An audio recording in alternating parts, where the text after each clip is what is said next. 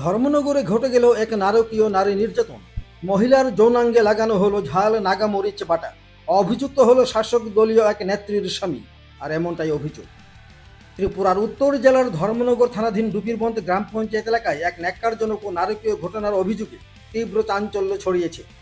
স্থানীয় বাসিন্দা সাকিনা বেগম নামক এক মহিলা অভিযোগ করেছেন যে পঞ্চায়েতের শাসক দলীয় সদস্যের স্বামী আছারউদ্দিন তার উপর ভয়াবহ নির্যাতন চালান। অভিযোগ অনুযায়ী বিজেপি নেত্রী হাজিরা বেগমের স্বামী আছারউদ্দিন কুপ্রস্তাব দেয় সাকিনাকে। তাতে রাজি না হওয়ায় তার যৌনাঙ্গে লাগিয়ে দেওয়া হলো ঝাল নাগামরিচ বাটা। ঘটনার ভয়াবহতা এখানেই শেষ নয়। নির্যাতিতা সাকিনা বেগম জানান, তিনি 20 দিন আগে ধর্মনগর মহিলা থানায় এই ঘটনায় অভিযোগ দাখিল করলেও আজ অবধি কোনো ব্যবস্থা নেয়নি পুলিশ প্রশাসন। ফলে এলাকাবাসীরা ক্ষোভে ফেটে পড়ে এবং আজ ধর্মনগর মহিলা থানায় ঘেরাও করে অভিযুক্তদের দৃষ্টান্তমূলক শাস্তির দাবি জানায়। নির্যাতিতার স্বামী কুতুবুদ্দিন এই ঘটনার পেছনে রাজনৈতিক প্রভাব খাটানোর অভিযোগ তুলেছেন।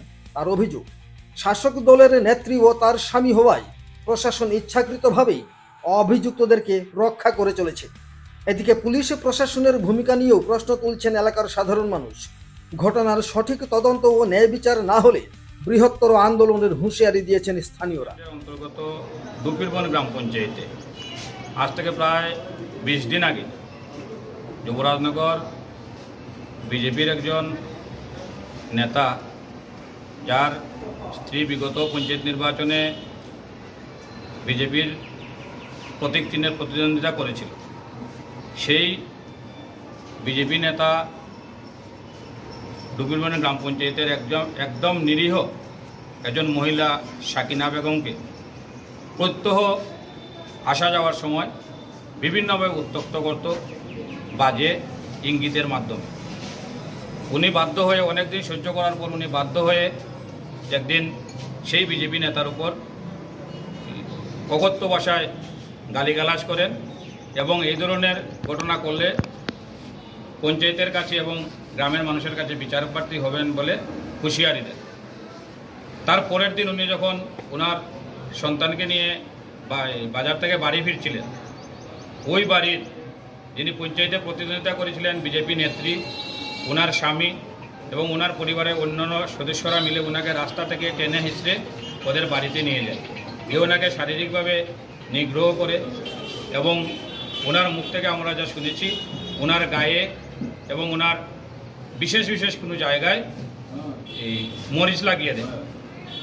সঙ্গে সঙ্গে উনি এলাকার ওই ওয়ার্ডের জনপ্রতিনিধির দ্বারস্থ হন। ওনাদের সাহায্যে উনি থানায় মামলা করেন। কিন্তু আজ প্রায় 20 দিন অতিক্রান্ত, ধর্মনগর থানা থেকে আসামির বিরুদ্ধে কোনোরূপ পদক্ষেপ নেওয়া হয়নি। আমরা অপেক্ষা করতে করতে আজকে ধর্মনগর মহিলা থানায় এসেছি, যাতে ডুবিরবন গ্রাম পঞ্চায়েতের নিরীহ সাকিনা বেগম বিচার পায়, এই উদ্দেশ্যে। বিজেপি নেত্রীর নাম কি? হাসিনা বেগম।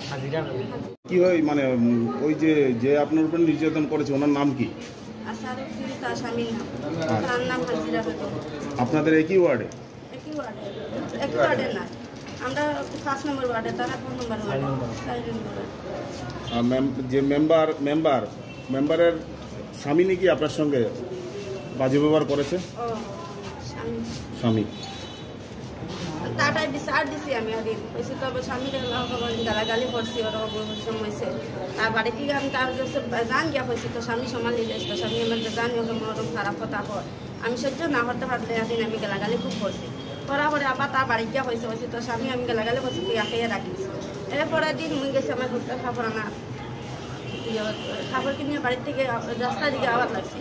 তারা টানি টুনি রাস্তার মধ্যে মরিচ লাগাইছে নাকে মুখে, লাগানি করে বাড়ির টানিয়ে গেছে, নেওয়ার পরে মারছে, খিলাইছে, উপস্থ লেমটা করে আমাকে মরিচ লাগাইছে।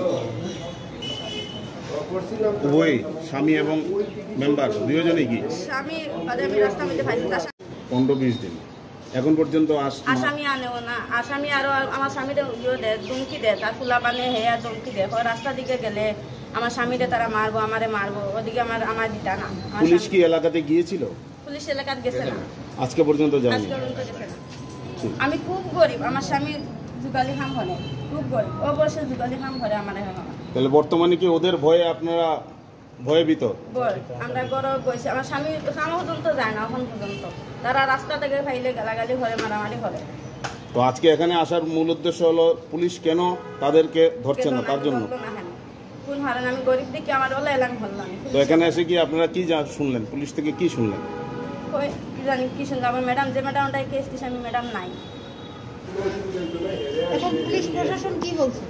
তখন পুলিশ হয়ে গেছে, আমি আইলাম, আইয়া বেজান হইলাম, কেস দিলাম।